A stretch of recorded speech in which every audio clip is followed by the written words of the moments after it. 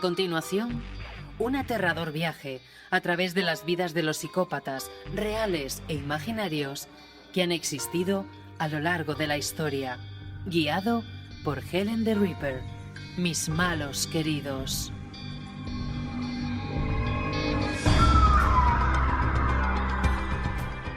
Muy buenas noches, queridos amigos de la cripta de Proyecto Terror. Uy, qué Proyecto Terror me ha salido, así como muy ruso, en fin, porque queremos remarcar dónde estamos y esa risita que habéis oído ahí de fondo es la de Helen the Reaper, así que sin más dilación voy a presentarla porque aquí llega su sección, una de ellas, mis malos queridos. ¿Qué tal, Helen? Bienvenida.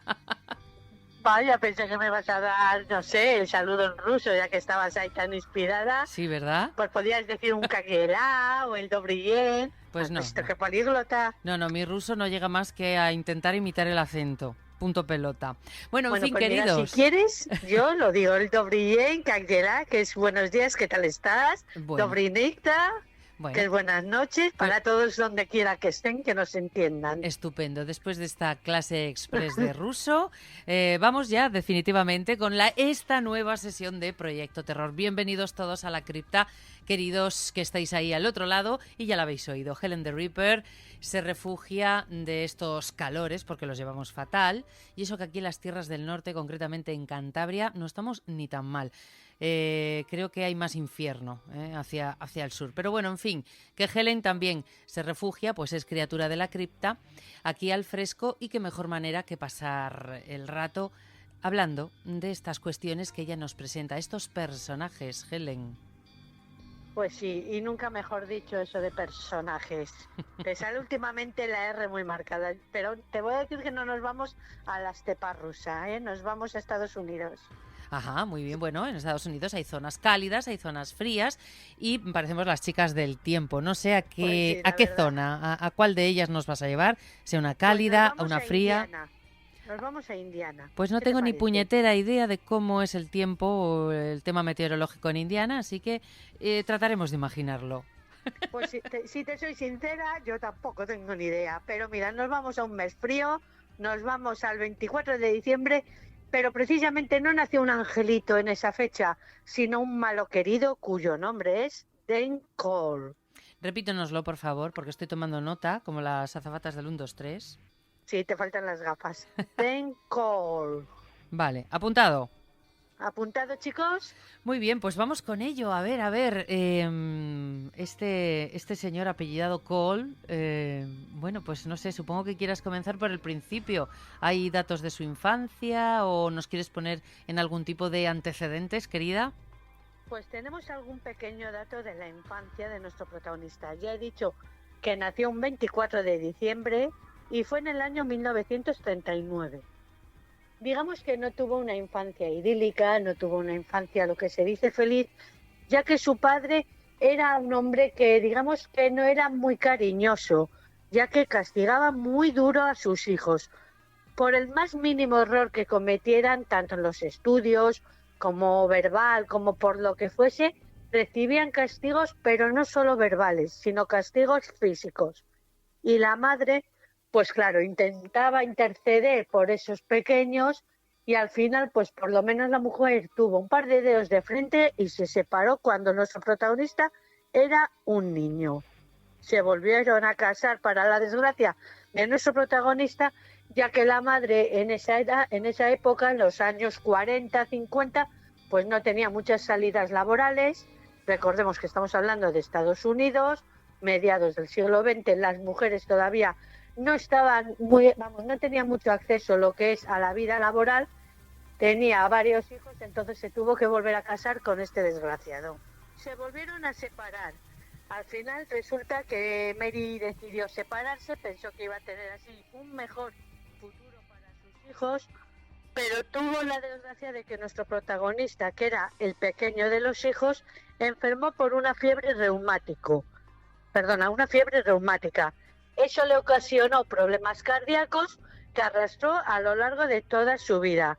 Y decidió la madre junto a los hijos mudarse a Texas. Es un clima más seco que el de Indiana, y entonces pensaba que para la enfermedad del niño iba a ser lo mejor. Uh-huh. Se volvió a casar esta mujer ya por tercera vez, pero no con el padre de sus hijos, sino con otro hombre y empezaron a crear un negocio de dulces en el cual nuestro protagonista empezó a trabajar desde muy niño. Ayudaba y era un niño pues aparentemente feliz, bueno, generoso, estudiante. Es más, te diré que era hasta muy disciplinado y que parecía más responsable y más mayor de lo que era para su tierna edad, precisamente por eso, por ese carácter. Es más, te diré que aunque digamos que ese asoplo del corazón, esa enfermedad que arrastró debido a esa enfermedad que le ocasionó la mudanza, hizo que no destacara en los deportes, se decantó por otra disciplina artística que era la música. Y de hecho destacó tocando el trombón. ¿Qué más te puedo decir de nuestro joven protagonista? Era un hombre que no le gustaba el alcohol, no le gustaban las drogas, y se volvieron a mudar cuando Dean tenía 19 años, y allí abrieron otra pequeña tienda. Su madre se volvió a divorciar y se quedó con la tienda, nombrando a nuestro protagonista vicepresidente con apenas 20 años para que tuviera ya algo en lo que labrar su futuro. Tenía 2 hermanas, recordemos que estamos hablando de principios de los años 60, que la condición de las mujeres era casarse y tener hijos, entonces el futuro de la tienda era para el único hijo varón. Bueno, pues a priori parece como que el futuro se le iba a presentar bastante bien, ¿no?, a nuestro protagonista. Es decir, con una buena, o más o menos buena, bueno, pseudo buena, porque sí, bueno, esa inestabilidad con los maridos de su madre, su propio padre, pero después el hecho de tener ahí una base económica de cierta confianza o cierta fiabilidad encarrilado a un negocio familiar, pues en teoría y al principio parecía que su vida iba a ir más o menos eso, encarrilada, aunque tú ahora, por supuesto, esta teoría nos la vas a echar abajo. Qué previsible soy, ¿verdad? Es más, fíjate si tenía buena consideración lo que era en la comunidad, en la ciudad en la que vivía, que le llamaban cariñosamente el hombre de los dulces, ya que le gustaba regalar dulces a los niños, y aunque siempre estaba acompañado de jóvenes, o sea, de hombres jóvenes, de chicos jóvenes, tampoco lo veían mal, no era, digamos, no era considerado como un hombre raro o un hombre peligroso porque le acompañaran jóvenes. Es más, todo lo contrario, era, como tú bien has señalado, un hombre respetable dentro de la comunidad. Era, vamos, es más, tenía ciertos empleados, tenían unos empleados en la tienda que tenían una vida más o menos, digamos, acomodada, como tú bien has dicho. Es más, te diré que en el año 1964, cuando nuestro protagonista tenía 25 años, se alistó en el servicio militar a pesar de ese soplo cardíaco que tenía. Y ahí, siendo soldado, se dio cuenta de su homosexualidad y tuvo que darse de baja forzosamente después de haber servido 10 meses porque se descubrió su condición sexual. Ahí ya estamos entrando, digamos, un poquito lo que es en el terreno turbio de lo que es la sociedad norteamericana de los años 60. Pero bueno, él volvió a su ciudad, volvió a su tienda de dulces y empezó a ayudar a su madre en esa pequeña empresa. Y como te he dicho, no parecía raro que nuestro protagonista pasara tiempo con niños. A nadie le pareció sospechoso. Y es más, cuando se enteraron de lo que había hecho, como suele pasar, todos se asombraron. Es que no puede ser, era un hombre bueno. Era un hombre encantador. Bueno, fíjate, el hombre de los caramelos, ¿no? El Candyman, supongo que le llamasen, ¿no? Pues iba a estar rodeado ¿por quién? Pues por niños, normal. ¿Quién come caramelos? ¿Quién es el público mayoritario? Pues los más jóvenes, ¿no? Y ahí es cuando viene ese choque, ¿no?, que tú comentas. Uy, ¿cómo va a ser si este es el hombre de los caramelos? Pues cuidadín con él porque detrás de todo ello se esconde algo oscuro. Sí, dime. Que me ha hecho gracia que hayas hecho el comentario de que le llamaran Candyman, porque precisamente también fue el sobrenombre con el que se le empezó a conocer al asesino en serie antes de saber su identidad. Anda. Porque a sus víctimas las envolvía a modo de caramelo. Qué jodido. Pero bueno, Es que me ha hecho gracia que hayas hecho ese detalle, Sí, entonces sí, es un pequeño spoiler sobre lo que es el futuro de nuestro pequeño amigo, Ujú. pero que me ha hecho gracia que hayas acertado precisamente en ese sobrenombre, Mira tú. ¿sabes? Bueno, pues una vez que he reventado así el spoiler, que he hecho el spoiler y he reventado un parte de la historia, vamos a hacer como que no ha ocurrido nada y continuamos. Cuando ya nuestro protagonista tenía casi 30 años, volvió a fracasar el tercer matrimonio de su madre. Se volvieron a mudar, en esta ocasión a Colorado. Tim prefirió quedarse lo que es en la ciudad en la que vivía, pero perdió, digamos, que la popularidad de la empresa de dulces al irse la madre, digamos que era el alma mater de esa empresa, y nuestro protagonista decidió trabajar como electricista. Ahí estuvo hasta el día en que falleció.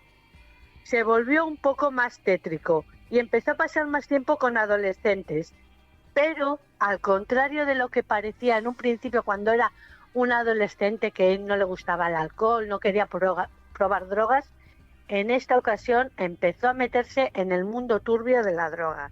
Es más, hacía reuniones con jóvenes que se drogaban con fundas de papel, con pintura o pegamento. Ujú. Y ahí conoció a dos que fueron vitales y claves en su vida delictiva.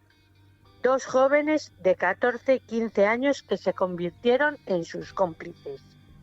Elmer Henley y David Brooks, conocidos como el trío del mal. Los tres pasaban mucho tiempo en casa de Dan Cole.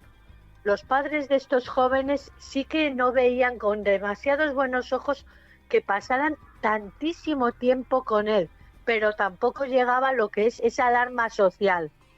En esas reuniones, en esa furgoneta, esnifaban pegamento, se colocaban, e incluso Dan Cole ayudaba a estos jóvenes a consumir alcohol, ya que él era mayor de edad, tenía acceso libre lo que es a las bebidas alcohólicas, y gracias a ese consumo de alcohol y a las drogas conseguía que los jóvenes hicieran lo que él les pidiera.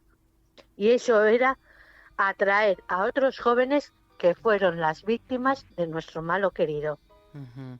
Bueno, aquí se repite, podemos decir, cierto patrón, ¿no? Ese personaje que atrae normalmente a gente más inexperta, a muchachos jóvenes, los convierte en una especie de acólitos y tú les has descrito antes como ese tridente del mal, ¿no? Ese trío maligno que me imagino ahora nos contarás, hicieron de las suyas y aterrorizaron pues a parte de la población. Así fue, pero lo más curioso, ¿sabes qué fue? Que uno de los cómplices, Brooks, el más mayor de los dos cómplices, encontró en el apartamento de Eden desnudo a él y a dos muchachos atados junto a él. Se puso muy nervioso, liberó Cole a los jóvenes y para comprar su silencio a su cómplice le regaló su coche. Y él accedió, convenció a su amigo para que fuera el otro cómplice y además Den les ofrecía $200 de la época por cada joven que les llevara a su casa. Buah, pues sí que tenía pasta, ¿eh? En un principio él les dijo que solamente era para satisfacer sus hambres sexuales, pero desgraciadamente no fue así. Uf. Su primera víctima mortal fue un joven de 18 años que hacía autostop el 25 de septiembre de 1970. Cole lo recogió en su coche, le llevó a su casa. En un principio iban a beber, iban a fumar, iban a drogarse. No sé si esto te recuerda a otro malo querido del que hablamos casi al principio de las secciones, que ha estado muy de moda por la serie que han hecho de él, Jeffrey Dahmer, que también recogía autostopistas y los ofrecía llevarles a su casa para beber, para drogarse, quién sabe si mantener relaciones sexuales. Y en esta ocasión Cole le llevó a su casa y fue el primero de las víctimas. Se sabe que murió y que luego fue desmembrado e incluso violado por las declaraciones que hizo Dan Cole posteriormente, las que hizo a su cómplice. porque iba contando con pelos y señales a sus amigos lo que hacía a las víctimas. La mayoría de las víctimas eran adolescentes de 14-15 años, a los que él invitaba a esas fiestas, o bien él o bien sus cómplices. Claro, ¿quién iba a sospechar de que un chico de tu edad te invitara a una fiesta en otro barrio? Nadie.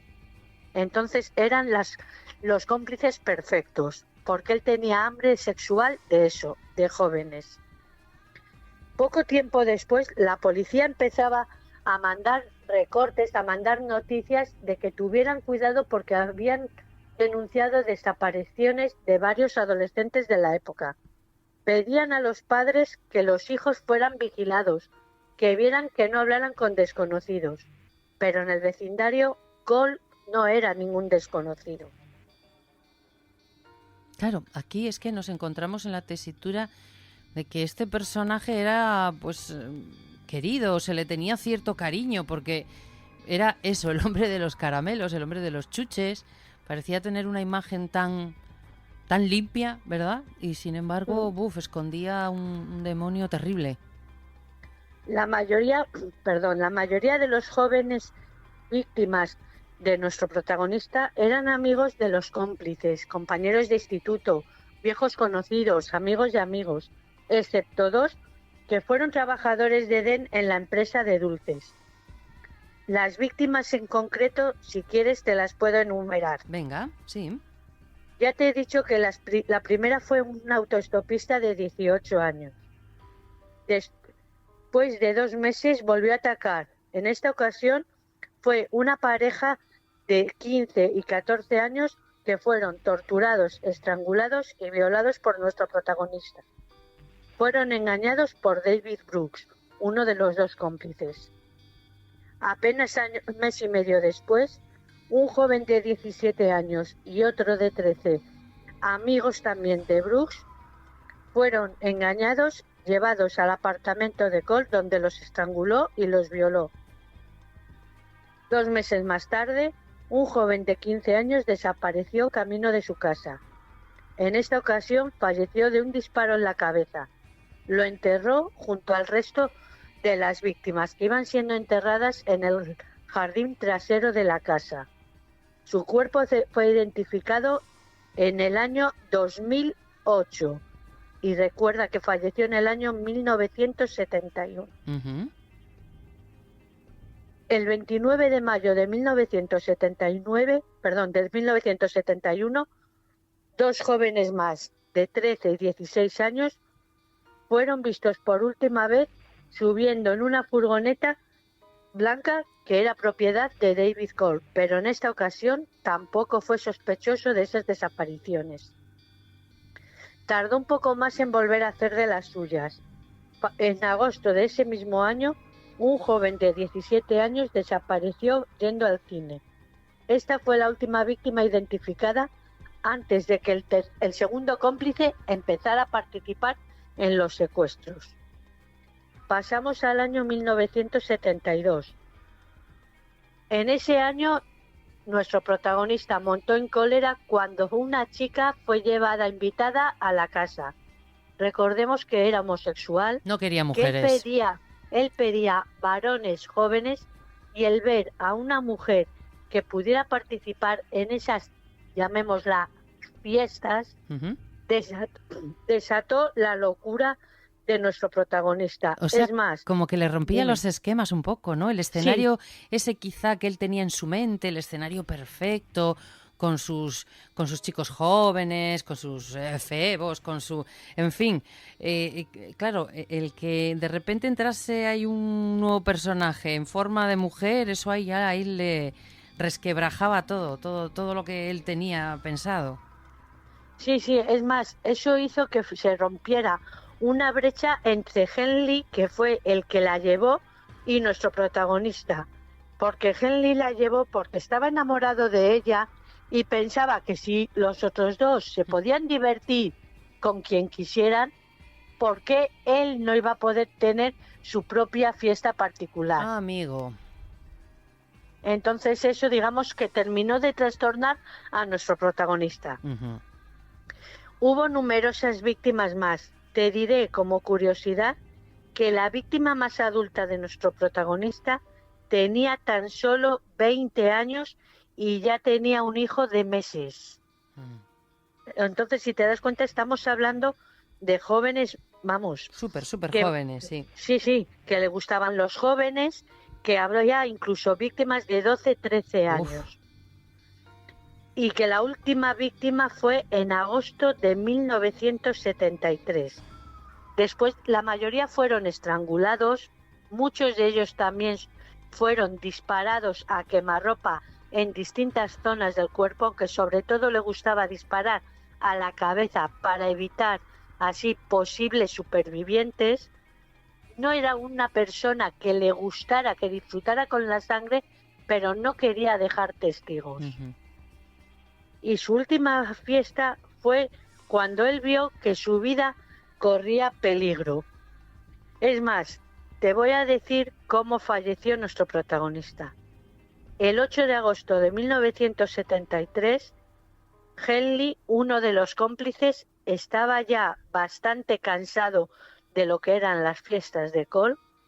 Se molestó otra vez Cole a ver a una chica en su casa, ya que Henley llevó a su novia y a una pareja más para seguir él con otra fiesta. Y ahí, como Cole ya se volvió a enfurecer, se le volvió a perder los papeles, Henley cogió la pistola de Cole y lo mató allí mismo de 6 tiros. O sea que acabó a manos de uno de sus coleguitas de parrandas siniestras. Así es. Qué bien, con qué bien, su qué propia bien. pistola. Luego, este joven echó a su novia y a los 2 amigos y llamó a la policía. Ajá. Bueno, El asesino había muerto. Al final al colega le vino un poco de conciencia, le asomó un poco la conciencia, porque bueno, compartían correrías y habían hecho de las suyas, habían sido cómplices en el crimen, pero bueno, está bien. Lástima que no le pegas el tiro antes, pero es como se merece morir una rata de esta índole, ¿verdad? Es más, para que te hagas una idea de la frialdad de este joven, ya te he dicho que le disparó 6 veces, en espalda, hombro y cabeza. Y antes de echar al amigo de la casa, ¿sabes lo que le dijo? ¿Qué le dijo? Me hubieran dado $200 por ti y tu cuerpo. Uf, de la que se libró. Menudo escalofrío debió recorrerle la espina. Y si quieres que te ponga un poquito más los pelos como escarpias, venga, te voy a decir las torturas a las que sometía Dan Cole a sus víctimas. Bueno, pues vamos a enumerar o bueno, no sé si son muchas, pocas, bueno, aunque sean pocas ya son demasiadas, pero sí, cuéntanoslo, Helen, a ver, ¿cuáles eran el modus operandi de este, bueno, no sé cómo llamarle, como siempre nos ocurre en esta sección, ¿no? De este cabronazo. Ya te he dicho que terminaba con su vida de manera drástica por un disparo o bien por estrangulamiento. Pero previamente le gustaba meter varas metálicas en el ano o en distintos orificios. Uf. Metía a la víctima en cajas donde había alambres y también les castraba con máquinas de afeitar. También tenía en su apartamento un cuarto oscuro, un cuarto en el que había un extraño olor, según la policía que fue a la casa. Había una alfombra cubierta por plástico y una larga tabla con esposas juntas, donde era el último lugar de reposo de las víctimas. Cuerdas, juguetes sexuales, todos llenos de sangre, de flujos, y un cajón con huecos hechos para que el aire entrase y así la tortura durase más tiempo. Los desnudaba, los violaba, los atormentaba haciéndoles cosas como meterles consoladores que les dejaba durante horas metidos en el ano. Estamos hablando que tenía cajones con agujeros por donde poder meter esas varillas, por donde meter esos consoladores o incluso varillas de acero o bien heladas que podían producir quemaduras por congelación o bien al rojo vivo que también introducía no solo en el ano sino en distintos orificios del cuerpo. Pero me he perdido un poco, Helen, con lo de Dime. esos cajones agujereados. Sí, tenía cajas con agujeros en donde también los metía. Ah, vale, para cajas. torturarles. Es que Sí, me he ido a eso, cajones perdona. de una mesa. No, Vale, no, vale. cajones, cajas Cajas grandes. grandes, vale, sí, donde Con metía a las agujeros, víctimas, sí. eso es. Entonces, esos agujeros permitían que el aire entrase, pero también donde él metía esos instrumentos de tortura, porque estaban agujereados por distintos sitios. Bien, sí, ahora ya lo he captado, sí. Es más, uno de los agujeros estaba a la altura de la zona púbica, donde les iba arrancando el vello púbico a puñados. Cada vez fue más sádico, según el testimonio de nuestros amigos los cómplices, ya que a veces les llegó incluso a partir los dedos. Les rompió a martillazos los omoplatos y otros huesos de piernas y brazos. Los asfixiaba hasta casi llegar a la muerte con bolsas de plástico, pero justo en el momento antes de que fallecieran, les dejaba respirar para volver a cometer semejante tortura. Algunos los castró con tijeras, cuchillos, navajas de afeitar.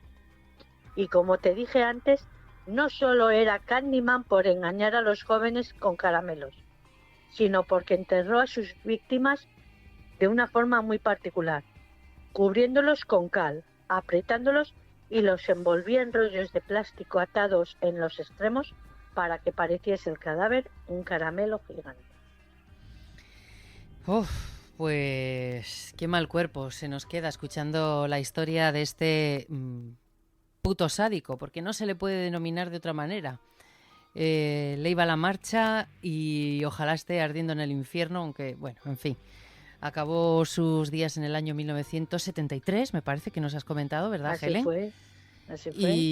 Y lástima que esas torturas pues no le fuesen devueltas de alguna manera, ¿no? Antes de perecer, pero he aquí otra historia, como tantas otras, tantas y tantas que nos trae Helen the Ripper en su sección Mis malos queridos. Pues desde luego que esto sí que es terror de verdad, Helen, el terror real, Pues el que uno se puede encontrar pues en la calle con seres humanos que han existido, que existen y por desgracia existirán, así es.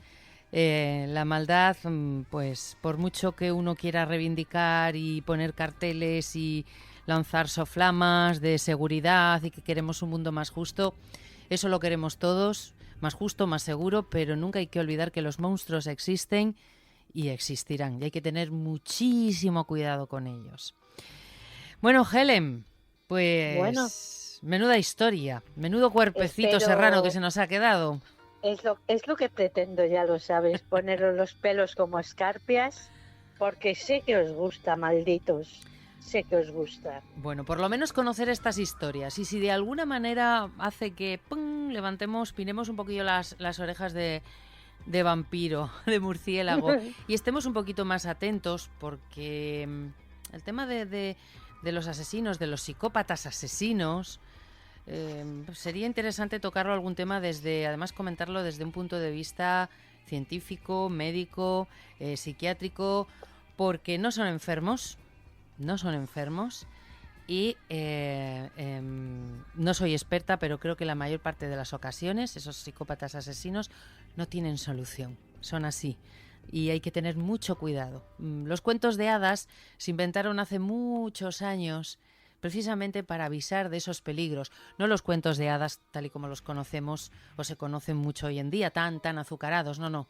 Los cuentos de hadas originales, donde avisaban de ese lobo feroz que se te puede cruzar en el camino, de ese monstruo que uno puede encontrar quizás detrás de una cara amable, detrás de un comportamiento excelente. Pues así se disfrazan los monstruos. Bueno, podríamos hablar y estos temas nos los apuntamos para otra sesión de la cripta de Proyecto Terror, querida. Ahora pues sí, ahora si te parece bien, pues podemos salir a la terraza a refrescarnos un poquito. A ver si ha refrescado por lo menos. Nos tomamos un té de absenta y para vosotros, queridos que estáis ahí al otro lado, pues ya vamos a ir cerrando la sesión.